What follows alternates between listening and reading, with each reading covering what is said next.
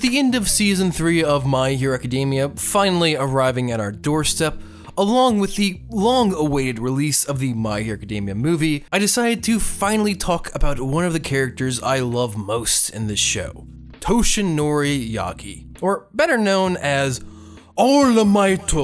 Now, All Might may just be the most important character in this show from a narrative standpoint. Whereas Midoriya is the emotional core of the show, All Might is the reason that these emotions are allowed to be explored and gives them the proper opportunities to develop even further. Well, I'm no character design expert, but I'm pretty sure you could say that about a lot of the characters, Matt. Nuxtaku? Also known as Lord Nuxtaku, yes, I figured I'd stop in to annoy you, I'd help you. A lot of the characters in My Hero Academia challenge Midoriya's ideals and emotions, not just Orumaitu. Well, I mean, I guess you're not wrong, but my main point is that All Might is the main catalyst that both enables Midoriya in the first place, as well as the initial cause of most of the situations that best challenge Midoriya. Well, I guess I could get behind that perspective, maybe. Either way, I really love All Might too. Well, I mean, I think everyone does. Well, either way, since you came all this way, Nux, wanna help me on the video? Yes, the long journey traversing the internet. Sure, why not? For those of you who don't know or need a catch-up lesson, Orumaitu is the 8th holder of a special quirk, One for All. A unique quirk that can be passed down from one user to the next based on who is selected to be a perfect one-for-all candidate. Obviously, every one-for-all user may have a slightly different philosophy as to who he would select, but it seems like the basic gist is an ideal held deep within the heart of the holder that's willing to shoulder any burdens, no matter the size, and face any adversity, always bearing a wide smile. This smile is obviously not for themselves because they are not happy facing said adversity. This smile is for everyone watching them and pinning their hopes upon them. Just like Midoriya, he was quirkless. You hear that, film theory? Quirkless! Sorry, personal vendetta. Because honestly, it's the heart that makes someone a perfect one-for-all candidate, not the body. So All Might seeing Deku rush in without hesitation to save Bakugo from new age hentai slime monster, even though he was heading towards certain defeat, that's more of a quality to make him a one-for-all user than even if he had the power to defeat said new age slime hentai monster guy.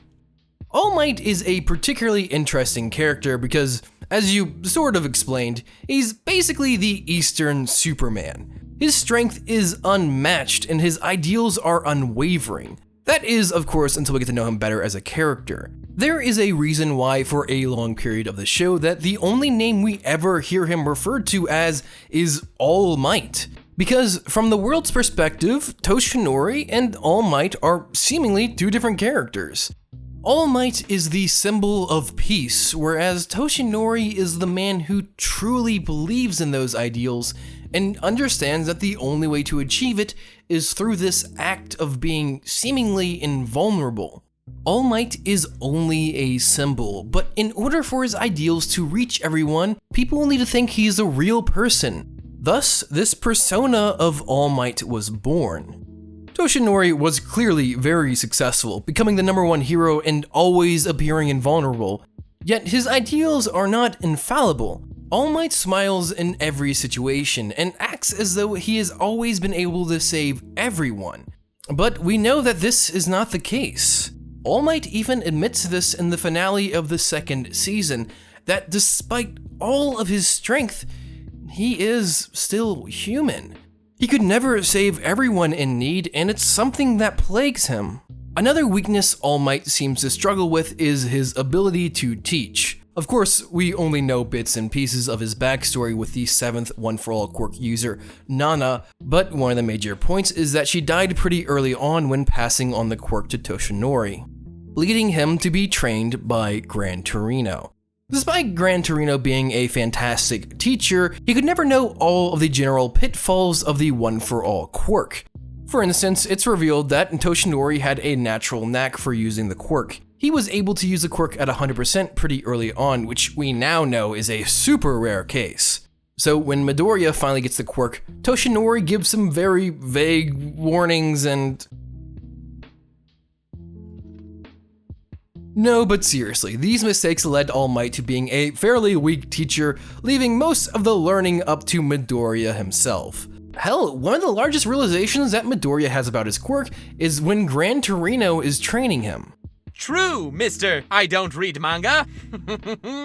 But also, aside from the fact that I completely agree that All Might lacks qualities of a conventional teacher, like we saw with Shoot Style, he kinda wanted Deku to figure things out on his own. He's more of a father figure than, let's say, a sensei, and he's not just a father figure to Midoriya. His life as All Might, Oru the Might, and as a pillar of hope for the world, really kinda made him that father figure to the world. He doesn't consider himself Deku's tutor. When he was teaching Class 1A Ultimate Moves, he went from student to student trying to help all of them. While it's true, Deku's his protege. And it's true, All Might gets pissed at himself every single villain arc when Deku, surprisingly, used way too much of his power and completely destroyed his arm. Oh no, he may never use it again. Oh, don't worry, he'll use it again, but he almost didn't use it again. And All Might felt terrible every single time. Despite how highly the world regards him as a perfect being, he knows himself to be only human, and he understands that he has weaknesses like everyone else. I think you bring up a great point, Nux. Toshinori's weaknesses definitely make him much more of an empathetic character. Yet despite being so weak, his legacy and what he stood for still makes him an extremely powerful character. All of All Might's words have weight to them, and despite not being able to fight anymore, he dedicates himself to combating evil. Toshinori truly believes in the symbol of peace that he has created, and it's clear now that this has been an extremely effective way to prevent crime. Granted, with his weakness being exposed publicly, many criminals are now coming out of the dark to try and abuse the situation. But I think many of us know All Might can and will still make a difference through inspiring future heroes.